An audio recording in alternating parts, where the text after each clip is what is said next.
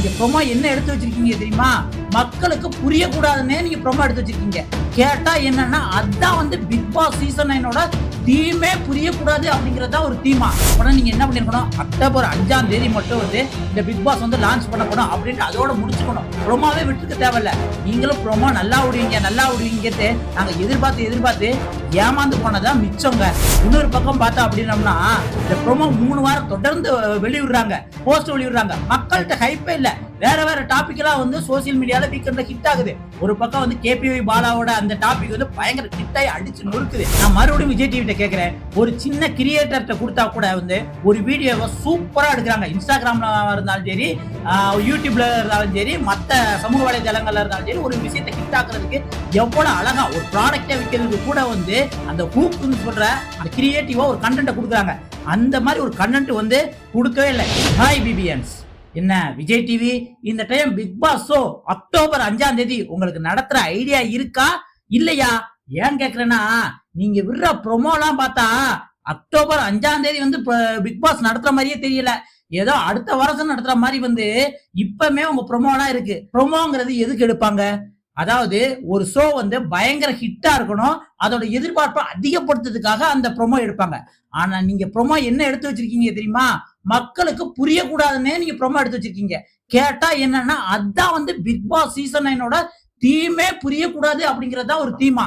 அதாவது என்ன அப்படின்னா, ஃபர்ஸ்ட் 30 நாள் வந்து இந்த பிக் பாஸ் ஷோல வந்து யார் கண்டஸ்டன்ட் என்ன பண்றாங்கன்னு எதுவுமே புரியக்கூடாதான். அதுக்கப்புறம் பார்க்கத்தான் வந்து புரியுமா. அதாவது 30 நாளைக்கு அப்புறம் வந்து பார்க்கத்தான் புரியுமா. அதுக்கப்புறம் போகத்தான் தெரியுமா. எப்ப 100 நாள் முடிஞ்சதுக்கு அப்புறம் தெரியுமா? அப்படின்னா பாதி பேரு, ஐயா சாமி இந்த சீசன் எனக்கு பிக் பாஸ் பார்க்கவே வேண்டாம், நான் மலையாளையோ தெலுங்குலையோ பாஷை தெரியாம இருந்தா பாத்துட்டு போறேன் அப்படிங்கிற மாதிரிதான் பாதி பேருக்கு முடிவு வந்துருவாங்க. ஏன் அப்படின்னம்னா, இந்த ப்ரோமோ பாத்தீங்கன்னா இப்ப ஒரு 3 ப்ரோமோ வந்திருக்கும். 3 ப்ரோமோலையும் விஜய் சேதுபதி வந்து ஒரு 4-5 இடத்துலதான் போய் வந்து ஷூட்டிங்கே வந்து டைம் கொடுத்திருப்பாரு போலுக்க. மத்த எல்லாம் வந்து இந்த ப்ரோமோ எடுக்கிறதுக்காக வந்து டைரக்டர் இருப்பாங்களே, அவங்களுக்கு கீழே அசிஸ்டன்ட் இருப்பாங்களே, அவங்ககிட்ட கொடுத்து சரி ஏதாவது ஒரு கண்டென்ட் புரியல அப்படின்ட்டு வந்து எங்கேயாவது போய் வீடியோ எடுத்துட்டு வாங்க அப்படின்னு சொல்லிட்டு ஏதோ ஒரு தியேட்டர் வாசல்லையும் ஜேசிபி குழி தோன்ற இடத்துலயும் இந்த ஸ்மால் ஆர்டிஸ்ட வச்சு ஏதோ எடுக்கணுமே அப்படின்ட்டு கடமைக்கு எடுத்து வச்சிருக்க மாதிரி இருக்கு. எங்கேயாவது வந்து இந்த சீசன் ப்ரோமோ வந்திருக்கா அப்படின்னு யார்ட்டையா கேட்டீங்க? பிக் பாஸா சீசன் 9 ப்ரோமோவெல்லாம் எடுத்திருக்காங்களா என்ன அப்படின்ட்டு பாதி பேர் கொஸ்டின் மார்க் கேட்கிற மாதிரி தான் இருக்கு.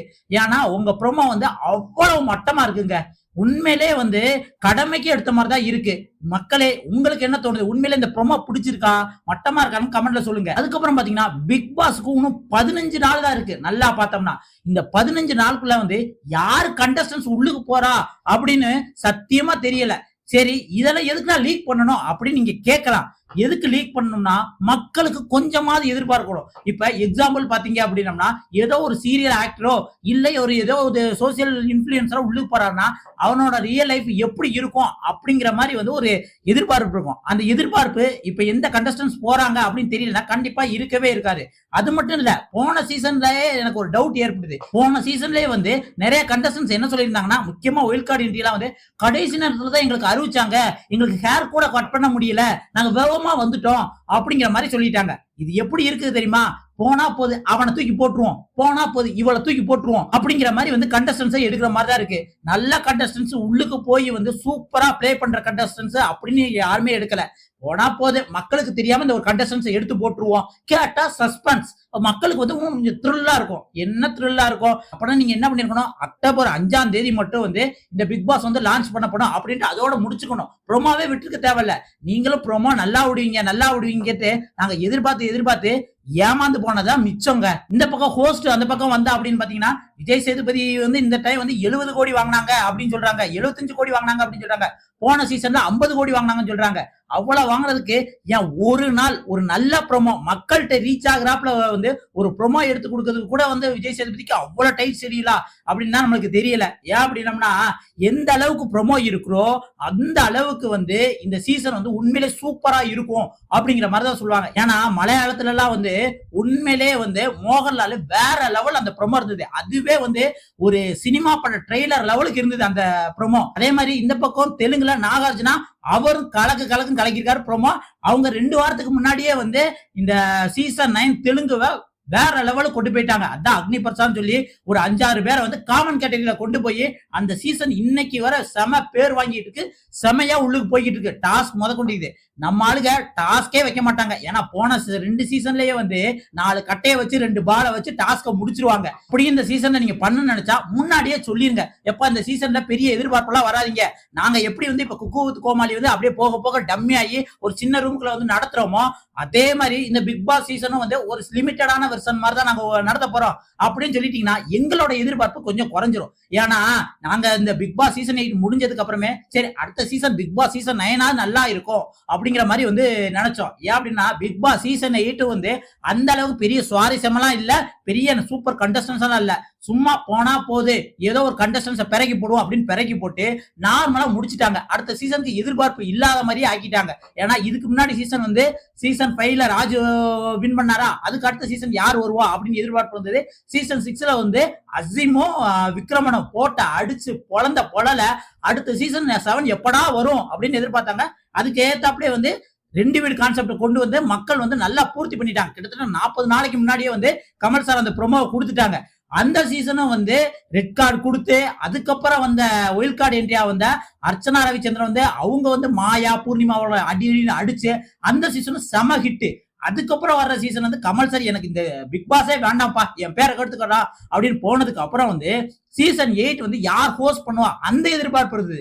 சரி விஜய் சேதுபதி வந்துட்டாப்ல ஏதோ பண்ணுவாப்ல அப்படின்னு பார்த்தா அப்படின்னம்னா அவரு இந்த சீசன் அதாவது பிக் பாஸ் சீசன் 8 அவரு நார்மலா முடிச்சு விட்டாரு. அடுத்த சீசன் 9க்கான எந்த ஒரு எதிர்பார்ப்பும் இல்லாத மாதிரி வந்து முடிச்சு விட்டாரு. சரிப்பா அப்படித்தான் முடிச்சு விட்டீங்க, ஒரு ப்ரோமோ எடுக்கிறதாவது ஒரு நல்லா எடுத்துக்கலாம்ல, மக்களுக்கு எதிர்பார்ப்பு கூட்ட இருக்கலாம்ல அப்படின்னு நினைச்சோம் அப்படின்னு அதுவும் வந்து புரியாத மாதிரியே புரியாததான் ப்ரோமோவே அப்படிங்கிற மாதிரி வந்து நம்மளுக்கு வச்சுட்டாங்க. ஐயோ இது ப்ரோமோவே புரியலனா உள்ளுக்கு போய் ஒவ்வொரு வீக்கும் எப்படி நம்மளுக்கு புரிய போகுது அப்படிங்கிற நினைச்சோம்னா நம்மளுக்கு இப்பவுமே பயமா இருக்குங்க. இன்னொரு பக்கம் பார்த்தா அப்படின்னம்னா இந்த ப்ரோமோ 3 வாரம் தொடர்ந்து வெளியிடுறாங்க, போஸ்ட் வெளியிடுறாங்க, மக்கள்கிட்ட ஹைப்பே இல்ல.